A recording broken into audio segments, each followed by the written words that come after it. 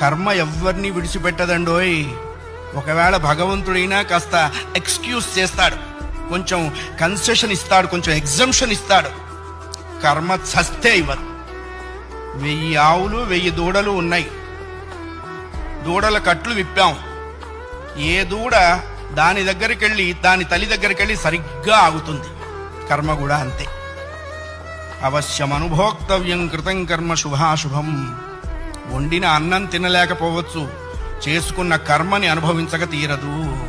చాలామంది కొన్ని అనవసర మాటలు మాట్లాడుతుంటారు. బ్రతకదలుచుకోలేదు, చచ్చిపోదాం అనుకుంటున్నా. చావుడేటువంటిది ఏదో ఏటీఎం కార్డు పెట్టంగానే డబ్బులు వచ్చినంత ఈజీ అనుకుంటాడు. నువ్వు అనుకోంగానే చచ్చిపోతే నువ్వు చేసిన కర్మ అంతా ఎవడు అనుభవిస్తాడు? కర్మానుభవం అనుభవించడం కోసమైనా అది నిన్ను బ్రతికిస్తుంది.